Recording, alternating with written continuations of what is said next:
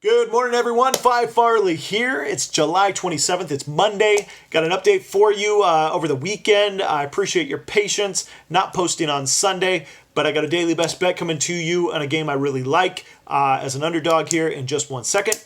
I'm going to break that game down for you. Let me also talk quickly about where we've been. Had a nice 3-0 start to the baseball season because of the Yankees getting rained out opening night. Wasn't able to cash in a run line play because it was canceled. So 3-0 start, went 1-1 on Saturday, 2-0 on Sunday. Now here we are on Monday. NBA preseason has gone undefeated thanks to the Raptors getting 1 point over the 5.5 spread. So by a half a point, able to get that one, stay undefeated in NBA preseason. So stoked about that. We'll have another play today, so check it out, patreon.com/PhiFarley. Now, one thing I want to mention, someone brought this up over on Patreon. Where is the NBA play? I'm only putting those in the top 2 tiers. So if you want all my picks, make sure you go and get all my picks. The other tiers are set aside for baseball. So I want my first, second, and third plays to be in baseball.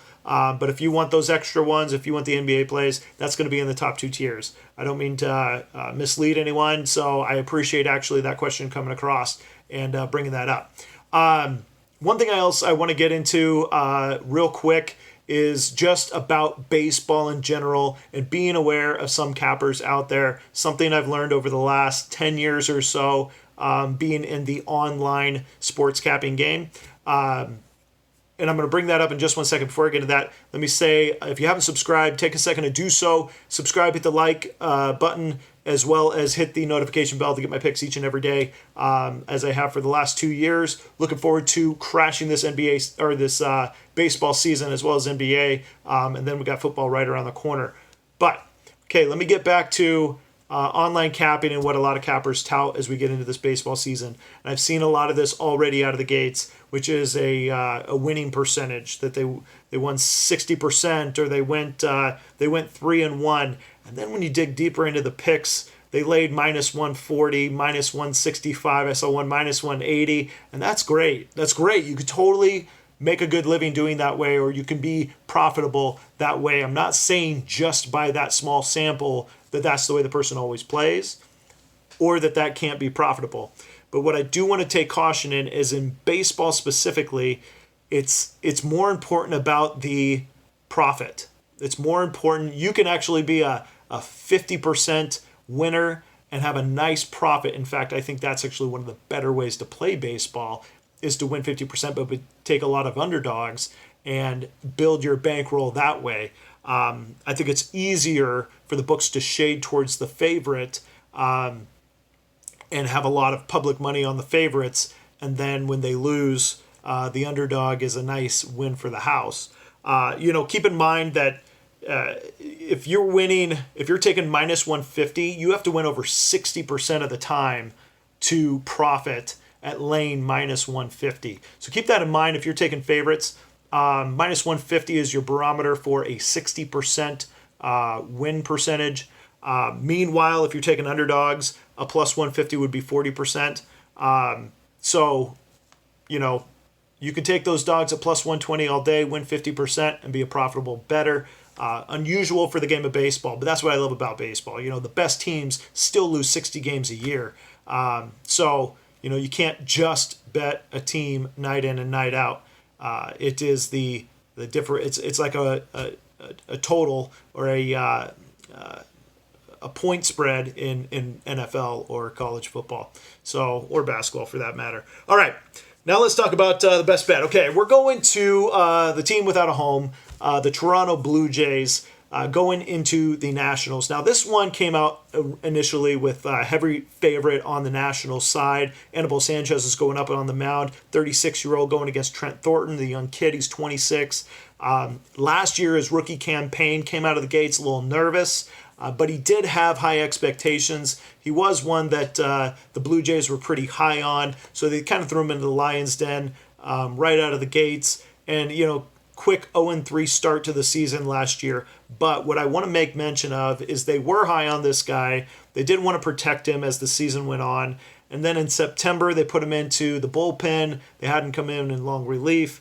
And he ended up settling down and showing what he's made of. In September, opponents had a 155 batting average against him.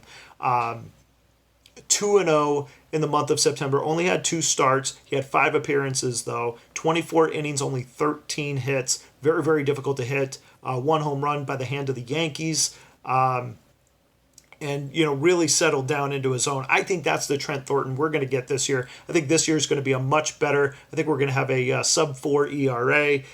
We're going to have a much better performance throughout the year when it comes to Thornton overall. Meanwhile, Anibal Sanchez, you know what you get with the veteran. However, one thing that is to note here is that out of the gates, Sanchez, 36 years old, not high expectations each year out of the gates. In let's see, 2019, I'm going to pull up his numbers. In April, coming out, he was 0-4 with a 5.91 ERA in April. Very poor control. Opponents hit 278 against him. Just not the normal sharp Sanchez that we get down the stretch. I think that had to do with, he's 35 years old. Takes a little bit to loosen up the gears and grease the gears there, so to speak, and to get started. You get a better pitcher down the stretch and in key situations. This isn't one of those situations. It's his first start of the year. He's another year older, and he's going to be going against some young bats that are pretty challenging. Those individuals, now he's got a total of 24 total at-bats against that. The lineup that's over there, nothing key, nothing huge, nothing with, over 10 at-bat experience against Sanchez. But in total, we still have a 333 batting average with 3 home runs and 24 at-bats, an 833 slugging percentage. All things told, this is not a great spot for Sanchez. And I think we're going to have a good year from Thornton. Thornton needs to get established in this short period of time this year. So I think we're going to have a nice game by him. We have an underdog of plus 110, and I think we have a good spot here for the Blue Jays to come away with a win against the Nationals. So I'm going to take the underdog Toronto Blue Jays, now just a barely an underdog at plus 110, but opened up at about plus 140. So I'll take them at plus 110, though, because I think it's better than 50-50 that they win this game. Best bet of the day. There's a couple others I like, so check it out, patreon.com/Phi Farley. You'll get those plays here shortly. All right, good luck, everyone. We'll see you again soon.